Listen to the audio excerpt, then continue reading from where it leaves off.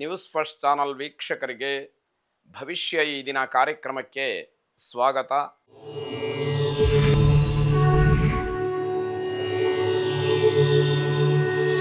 ಮೊದಲು ಮೇಷರಾಶಿ. ಮೇಷರಾಶಿಯ ವಿದ್ಯಾರ್ಥಿಗಳಿಗೆ ತಮ್ಮ ವಿದ್ಯಾಕ್ಷೇತ್ರದಲ್ಲಿ ಸ್ವಲ್ಪ ಮಟ್ಟಿಗೆ ಹಿನ್ನಡೆಯಾಗ್ತಕ್ಕಂಥದ್ದು, ಕೆಲವಷ್ಟು ವಿಚಾರಗಳಲ್ಲಿ ಅನನುಕೂಲವಾಗುವಂಥದ್ದು. ಯಾವುದೋ ಒಂದು ಪ್ರಯತ್ನವನ್ನು ಮಾಡ್ತಾ ಇರ್ತೀರಿ, ಅದಕ್ಕೇನೋ ಸಹಾಯ ಸಹಕಾರ ಸಿಕ್ಕಬಹುದು ಅನ್ನುವಂತಹ ಒಳ್ಳೆಯ ಉದ್ದೇಶ ಇರುತ್ತೆ. ಆದರೆ ಅದಕ್ಕೆ ಅನನುಕೂಲವಾಗುವಂಥದ್ದು, ಯಾವುದೇ ರೀತಿಯಲ್ಲೂ ಅದಕ್ಕೆ ಸಂಬಂಧಪಟ್ಟಂತಹ ಅನುಕೂಲವಾಗಲಿ ಸಹಾಯವಾಗಲಿ ಸಿಕ್ಕದೇ ಇರುವಂಥದ್ದಾಗತ್ತೆ. ಬೇರೆಯವರನ್ನ ಮಾತಿನಿಂದ ನಿಂದಿಸ್ತಕ್ಕಂಥದ್ದು, ಅಪಹಾಸ್ಯ ಮಾಡುವಂಥದ್ದು, ಆ ರೀತಿಯಲ್ಲಿ ಯಾವುದೇ ನಿರ್ಧಾರಗಳನ್ನು ಮಾಡಬೇಡಿ, ಅಂತಹ ಮಾತುಗಳು ಬೇಡ. ಯಾಕೆ ಅಂತಂದರೆ ಪ್ರತಿಯೊಬ್ಬ ಮನುಷ್ಯನಿಗೂ ಕೂಡ ತನ್ನದೇ ಆದಂತಹ ಒಂದು ಗೌರವ ಇರುತ್ತೆ. ನಾವು ಬೇರೆಯವರನ್ನ ಹೀಯಾಳಿಸೋದ್ರಿಂದ ನಮಗೇನೋ ಸಂತೋಷ ಸಿಕ್ಕತ್ತೆ ಅಂತಾದರೆ ಆ ವ್ಯಕ್ತಿ ಎಷ್ಟು ನೋವನ್ನು ಅನುಭವಿಸ್ತಾನೆ ಅನ್ನುವಂತಹ ಒಂದು ಪರಿಜ್ಞಾನ ಇರಬೇಕಾದಂಥದ್ದು. ಆತುರಾತುರವಾದಂತಹ ವಿಚಾರ ಅಥವಾ ಮಾತು ತೊಂದರೆಗೆ ಕಾರಣ ಆಗಬಹುದು. ಯಾವುದೋ ಒಂದು ಒತ್ತಡದಲ್ಲಿ ಮಾತನಾಡ್ತಕ್ಕಂಥದ್ದು, ಏನು ಮಾತಾಡ್ತಾ ಇದ್ದೀವಿ ಅಂತ ಹೇಳಿ ಗಮನಕ್ಕೆ ಬರದಲೇ ಮಾತಾಡುವಂಥದ್ದು, ಇದು ಬಹಳ ದೊಡ್ಡ ತಪ್ಪಾಗತ್ತೆ. ಆಮೇಲೆ ಕ್ಷಮೆಯಾಚನೆ ಮಾಡಬೇಕಾದಂತಹ ಪರಿಸ್ಥಿತಿಯೋ ಸಮರ್ಥನೆ ಮಾಡಬೇಕಾದಂಥದ್ದು ಆಗತ್ತೆ. ಅದು ಯಾವುದೂ ಕೂಡ ಕೆಲಸಕ್ಕೆ ಬರದೇ ಇರುವಂಥದ್ದು. ವಸ್ತುವಿನ ಖರೀದಿಯಲ್ಲಿ ತುಂಬ ಚರ್ಚೆ ಮಾಡ್ತೀರಿ, ಅವಮಾನವಾಗತ್ತೆ, ಜಗಳವಾಗತ್ತೆ. ನಿಮಗೆ ಬೇಕಾದಂತಹ ಪದಾರ್ಥ ನೀವು ಕೊಂಡುಕೊಳ್ಳುವಾಗ ವಿಚಾರ ಮಾಡುವಂಥದ್ದು ಒಳ್ಳೆಯದೇ, ಆದರೆ ತದ್ವಿರುದ್ಧವಾದಂತಹ ವಿಚಾರಗಳನ್ನು ಮಾತಾಡಿ ಜಗಳಕ್ಕೆ ಅವಕಾಶಗಳನ್ನು ಮಾಡಿಕೊಡುವಂಥದ್ದು ಬೇಡ ಅಂತ ಅರ್ಥ. ನಕಾರಾತ್ಮಕವಾದಂತಹ ವಿಚಾರಗಳಿಂದ ಒಂದಷ್ಟು ಸಮಯ ಹಾಳಾಗಿ ಹೋಗುತ್ತೆ. ಬೇಡದೇ ಇರುವಂತಹ ವಿಷಯ ಚರ್ಚೆಗೆ ಬರುತ್ತೆ. ಬೇಡದೇ ಇರತಕ್ಕಂತಹ ವಿಚಾರದಲ್ಲಿ ಸಮಯವನ್ನು ಕಳೆದು ಬಿಡ್ತೀರಿ ಅಂತಕ್ಕಂತಹದ್ದು. ಕುಟುಂಬದಲ್ಲೂ ಕೂಡ ಅಶಾಂತಿಯ ವಾತಾವರಣ, ನಿಮ್ಮ ಸ್ವಭಾವ, ನಿಮ್ಮ ವ್ಯವಹಾರ ಲಕ್ಷಣ ಇದನ್ನು ನೋಡಿದಾಗ ಮನೆಯವರಿಗೂ ಕೂಡ ಬೇಸರ ಆಗ್ತಕ್ಕಂಥದ್ದಾಗತ್ತೆ. ವಿಷ್ಣು ಸಹಸ್ರನಾಮವನ್ನು ಶ್ರವಣ ಮಾಡಿ ಶುಭವಾಗಿ. ವೃಷಭ ರಾಶಿ.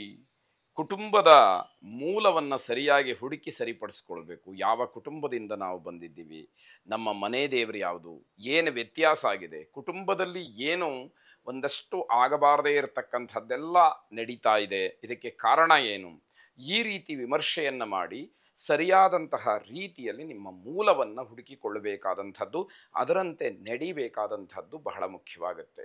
ಯಾವುದೋ ಸಮಸ್ಯೆ, ಎಷ್ಟೋ ಪ್ರಯತ್ನ ಮಾಡ್ತಾ ಇರ್ತೀರಿ, ಏನೂ ಕೆಲಸಗಳಾಗೋದಿಲ್ಲ, ಕಾರಣ ಏನು ಅಂತ ಹುಡುಕಿದಾಗ ಜ್ಯೋತಿಷ್ಕರನ್ನು ಕೇಳಿದಾಗಲೂ ಕೂಡ ಕೆಲವಷ್ಟು ಬಗೆಹರಿದೇ ಇರತಕ್ಕಂತಹ ಸಮಸ್ಯೆಗಳು ಇರುವಂಥದ್ದಾಗತ್ತೆ. ಅದಕ್ಕೆಲ್ಲ ಕಾರಣ ಏನು ಅನ್ನುವಂಥದ್ದನ್ನು, ಮೂಲ ಪುರುಷ ಯಾರು ಅಥವಾ ಮೂಲ ಕುಟುಂಬ ಹೇಗೆ ಅನ್ನುವಂಥದ್ದನ್ನು ವಿಚಾರ ಮಾಡಬೇಕಾಗುತ್ತೆ. ಯಾವುದೋ 5-6 ತಲೆಮಾರುಗಳ ಹಿಂದೆ ಅಥವಾ ಅದಕ್ಕಿಂತಲೂ ಹಿಂದೆ ದತ್ತು ಸ್ವೀಕಾರವನ್ನು ಮಾಡಿ ಆ ದತ್ತು ಪುತ್ರನಿಂದ ನಿಮ್ಮ ಕುಟುಂಬ ಉದ್ಧಾರವಾಗಿರುತ್ತೆ, ಬೆಳೀತಾ ಬಂದಿರುತ್ತೆ. ಅಲ್ಲಿ ಏನೋ ಪದ್ಧತಿಯಲ್ಲೋ ಅಥವಾ ಆಚರಣೆಯಲ್ಲೋ ವ್ಯತ್ಯಾಸಗಳಾದಾಗ ಇಡೀ ಕುಟುಂಬದಲ್ಲಿ ಆ ಸಮಸ್ಯೆ ಕಾಡ್ತಾ ಇರುತ್ತೆ.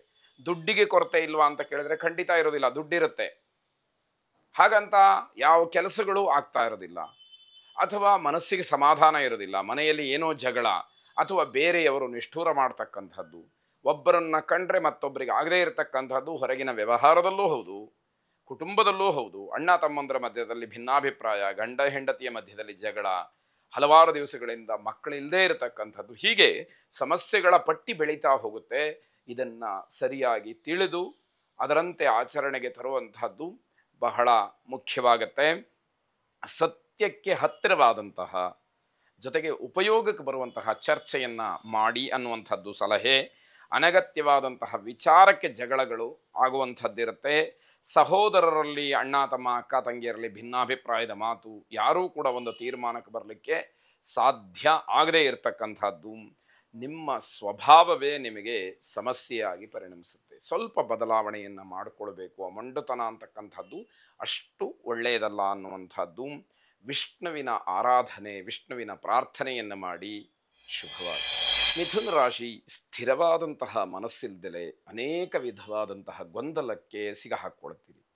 ಯಾವುದನ್ನೇ ಮಾಡಬೇಕಾದರೂ ಕೂಡ ಸರಿಯಾದಂತಹ ನಿರ್ಧಾರ ಬೇಕು, ಸರಿಯಾಗಿ ಆಲೋಚನೆ ಮಾಡುವಂತಹ ಶಕ್ತಿ ಬೇಕು.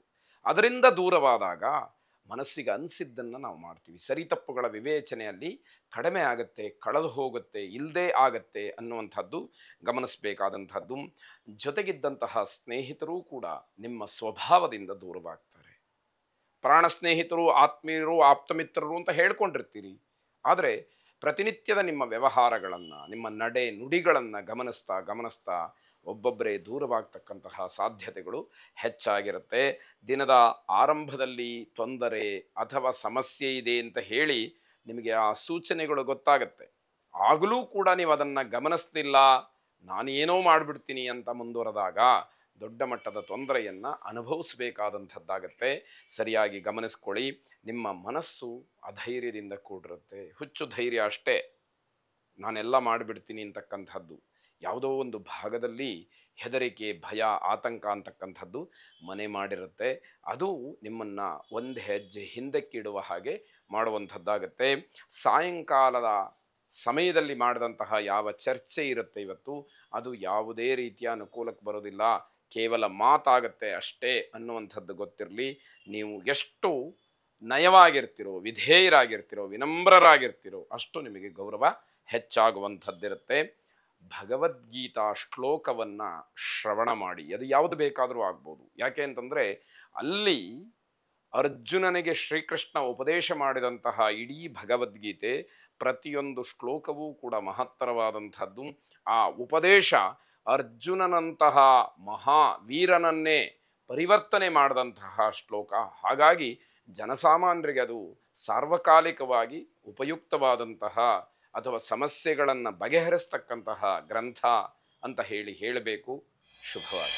ಕರ್ಕಾಟಕ ರಾಶಿ, ಹೊಸ ಸಂಬಂಧದ ವಿಚಾರ ಚರ್ಚೆ ಆಗುತ್ತೆ. ಮದುವೆಗೆ ಇರಬಹುದು ಅಥವಾ ವ್ಯವಹಾರಕ್ಕಿರ್ಬೋದು. ಹೀಗೆ ಆಯಾ ಕಾಲಘಟ್ಟಕ್ಕೆ, ಆಯಾ ಸಂದರ್ಭಕ್ಕೆ ಅನುಗುಣವಾಗಿ ಆ ವಿಚಾರಗಳು ಚರ್ಚೆಗೆ ಬರುವಂಥದ್ದಾಗತ್ತೆ.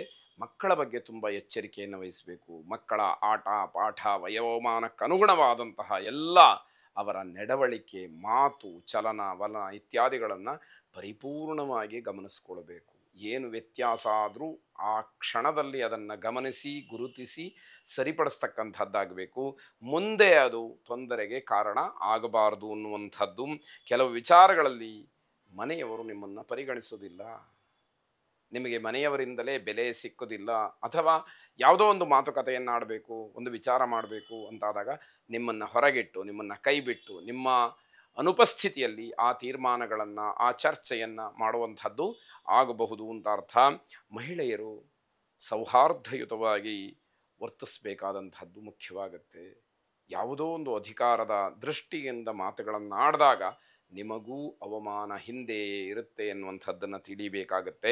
ನಿಮ್ಮ ಕೆಲಸ ಅಥವಾ ನಿಮ್ಮ ಒತ್ತಡ ಏನೇ ಇದ್ದರೂ ಕೂಡ ನಿಮ್ಮ ಕೆಲಸವನ್ನು ಬೇರೆಯವರಿಗೆ ವಹಿಸಬೇಡಿ. ನೀವೇ ಆ ಕೆಲಸವನ್ನು ಮಾಡಿ ಮುಗಿಸುವಂತಹ ಒಂದು ಪ್ರಯತ್ನ, ಪ್ರಾಮಾಣಿಕತೆ ನಿಮ್ಮಲ್ಲಿ ಇರಲಿ ಎನ್ನುವಂಥದ್ದು.